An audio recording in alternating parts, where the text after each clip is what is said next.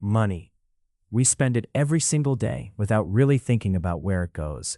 You wake up, grab a coffee, buy lunch, fill up the car, and suddenly the week is over and you're wondering how your paycheck disappeared so quickly. I decided to change that. For 30 days, I tracked every single dollar I spent, not just the big purchases, but everything. And what I discovered completely transformed how I think about money. This isn't about becoming obsessive or miserable with your spending. It's about gaining clarity. It's about understanding your own financial behavior in a way that most people never do. So let me walk you through what happened when I committed to tracking every dollar for a month, and more importantly, what I learned that you can apply to your own life right now. The first thing I did was choose my tracking method. I considered using a fancy app, but I wanted something tactile and intentional. I started by taking a photo of every receipt. I logged every transaction into a spreadsheet on my laptop. I color-coded each spending category with different highlights: green for groceries, blue for transportation, orange for entertainment, red for unexpected expenses. This simple visual system made patterns jump out immediately. Within just 3 days, I noticed something that shocked me. I was spending money in categories I didn't even realize existed. Small purchases that seemed insignificant individually were adding up to hundreds of dollars. A coffee here, a snack there, a subscription I'd forgotten about. These microtransactions were bleeding my budget dry. Day one was enlightening, but also exhausting. I found myself stopping before every purchase, pulling out my phone to log it. At first, this felt tedious, but by day 5, something shifted. The simple act of recording the money I spent created a psychological barrier. Before I'd mindlessly swipe my card, now I'd pause and ask myself if I really needed whatever I was about to buy. That moment of hesitation was worth more than any budgeting app. By the end of the first week, my spending had already dropped by about 30%, and I hadn't even tried that hard. I was just more aware. One of the biggest surprises came when I started analyzing my coffee spending. I love coffee. I'm the type of person who stops at a nice cafe a few times a week. When I added it all up, I'd spent over $100 on coffee in just 7 days. $100. That's $5 a day, sometimes more.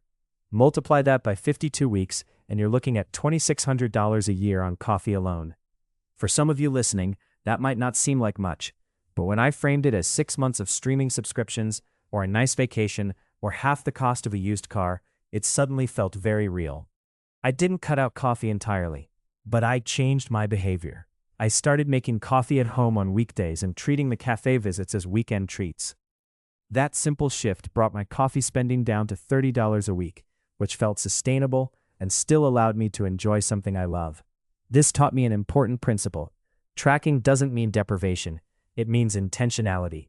It means choosing where your money goes instead of letting your habits choose for you. Grocery shopping was another eye-opening category. I'd always considered myself a reasonable grocery shopper. But when I started logging every item and its cost, I realized I was spending far more than necessary. I was buying organic versions of everything. I was grabbing premium brands without comparing prices. I was throwing away produce because I bought too much. Tracking made me aware of food waste, which is really just money waste. I started meal planning before shopping. I made a list and stuck to it. I checked unit prices and compared options. My weekly grocery bill dropped from $130 to $85, and I was eating better because I was being intentional. Transportation costs were the next shock. I wasn't expecting much here because I have a reasonable car and I don't drive excessively. But gas, parking, maintenance, and the occasional rideshare when I was too lazy to drive myself added up faster than I expected. In 1 month, I spent almost $400 on transportation. That didn't even include my car insurance or registration. It made me think about the true cost of vehicle ownership.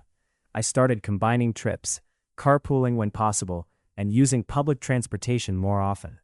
These small changes added up. Now let me talk about the category that really made me uncomfortable: impulse purchases and entertainment. This is where I discovered my biggest leak.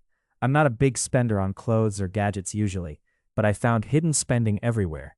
Online shopping at midnight, subscription services I'd forgotten about, a book here, a meal out there, small entertainment expenses that seemed reasonable individually, but collectively represented almost 40% of my discretionary spending.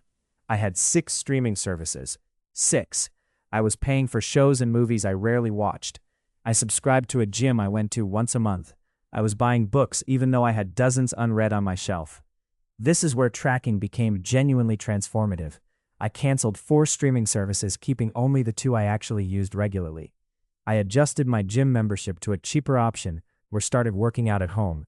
I committed to reading 1 book before buying another. These decisions weren't painful because I'd made them consciously. I wasn't depriving myself, I was aligning my spending with my actual values and habits.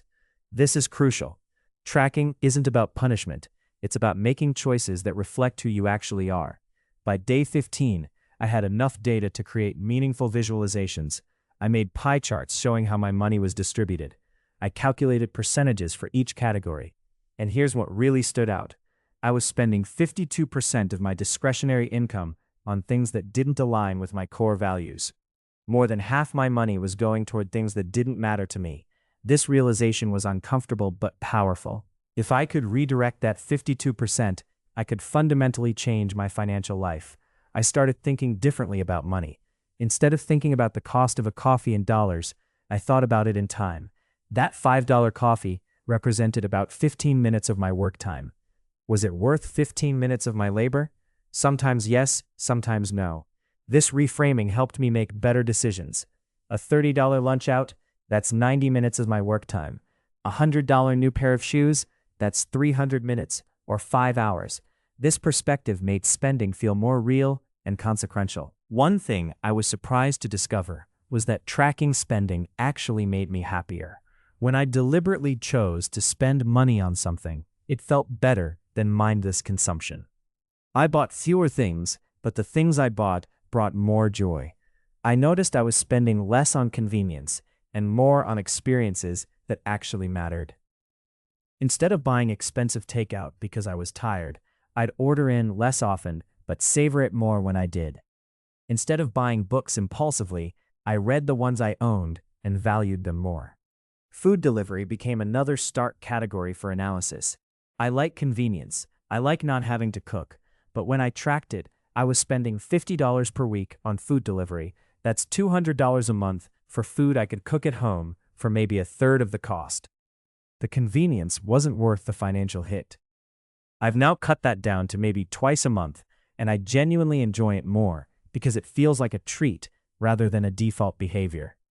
Something unexpected happened around day 20. I started getting genuinely interested in the numbers. I'd find myself looking forward to logging my spending and reviewing the data.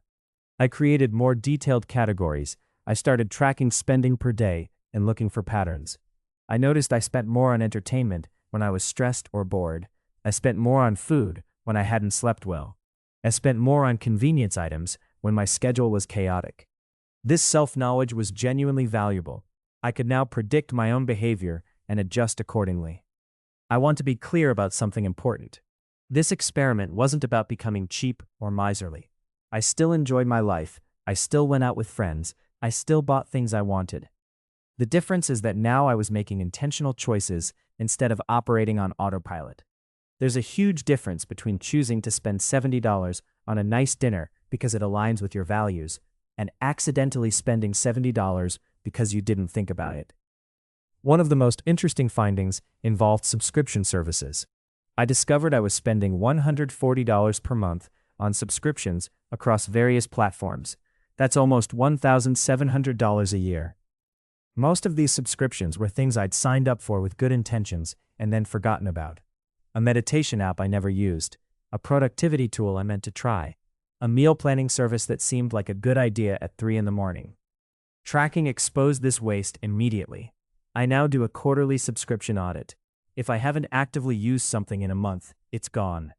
Let me talk about the psychology of tracking. There's something called the Hawthorne effect. Essentially, when you know you're being observed or measured, your behavior changes. Tracking your spending creates that effect. You become more aware, more intentional, and more honest with yourself. I caught myself about to make purchases and stopping because I knew I'd have to log them. That small moment of self-awareness is powerful. It gives you back agency over your money instead of letting your habits control you. By the end of the month, I'd collected fascinating data.